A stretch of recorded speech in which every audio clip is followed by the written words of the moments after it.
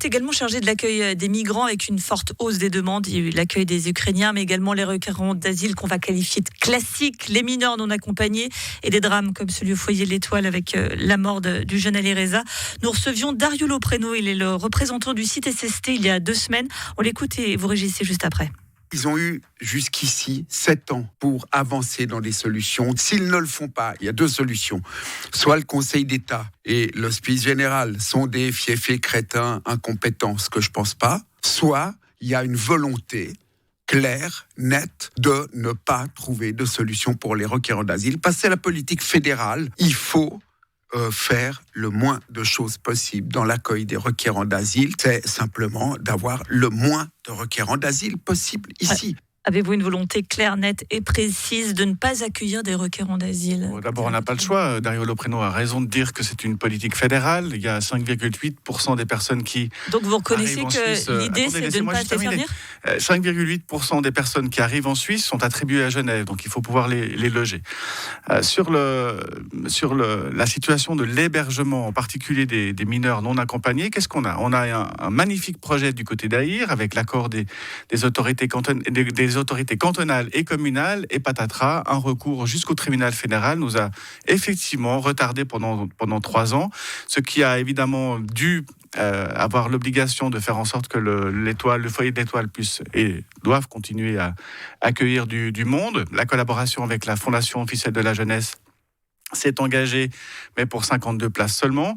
Et puis au moment où nous avions effectivement discuté de ces attributions de places, on était à environ 60 personnes.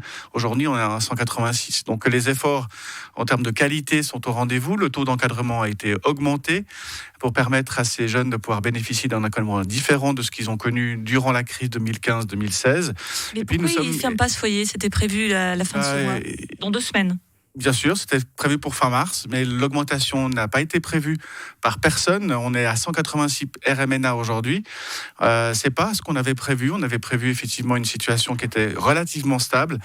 La situation géopolitique, notamment de l'Afghanistan, nous oblige à évidemment maintenir du logement pour des personnes qui arrivent. Ça, c'est l'objectif. Et puis, on a créé avec l'Hospice Général plus de 7750 places en moins d'une année. Donc, le succès est au rendez-vous. Par contre, effectivement, les arrivées sont toujours, elles aussi, au rendez-vous. Juste un mot, est-ce que vous reconnaissez qu'il y a une volonté fédérale de ne pas faire le maximum pour accueillir ces requérants pour qu'ils ne viennent pas en Suisse ? Oui, je pense qu'il y a clairement des lois fédérales qui permettent d'être extrêmement restrictifs. Nous sommes l'un des cantons, les pays les plus restrictifs d'Europe. Et puis, oui, la Berne fédérale a toujours décidé de restreindre le nombre de personnes qui arrivent. Malheureusement, le canton de Genève subit cette décision fédérale. Nous avions des volontés différentes, notamment dans la qualité, notamment dans la appréciation aussi des situations.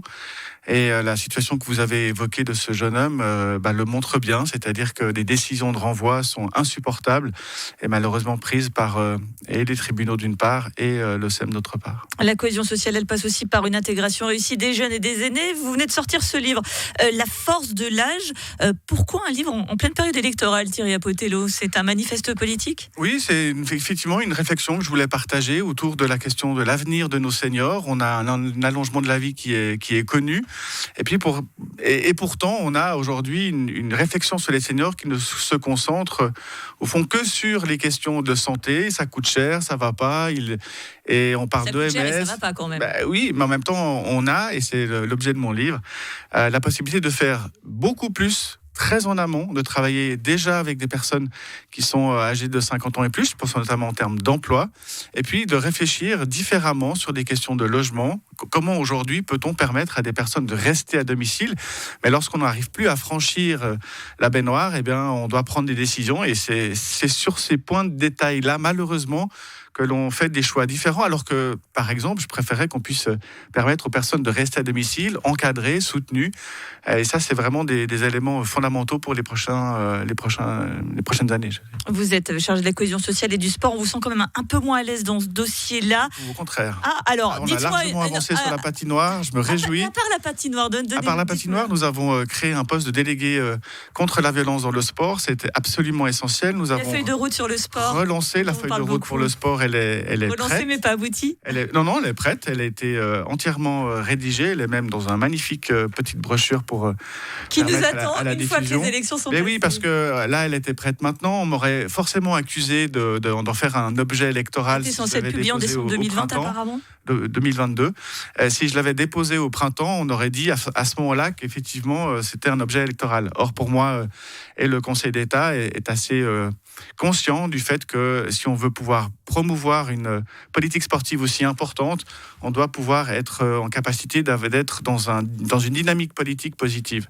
Et puis sur toute l'aide Covid que nous avons effectivement instaurée, nous avons été le seul canton à Genève à soutenir les clubs lorsqu'ils ont perdu des sponsors, et c'est 2 fois 1 million que nous avons attribué. Voilà, ça fait partie de ces points qui sont effectivement essentiels, entre le soutien aux bénévoles qui sont très actifs dans le sport, avec des infrastructures comme les académies, la patinoire par exemple, ou encore la relocalisation du Servette du côté d'Aunay et de Vernier. Ça, c'est encore un autre sujet. La question Absolument. bonus qui en dit souvent plus que tout un programme. Avanchet ou Lignon? Avanchet ou Lignon, j'habite au Lignon, j'ai grandi aux Avanchet. Donc ni l'un ni l'autre. Ni oui ni non.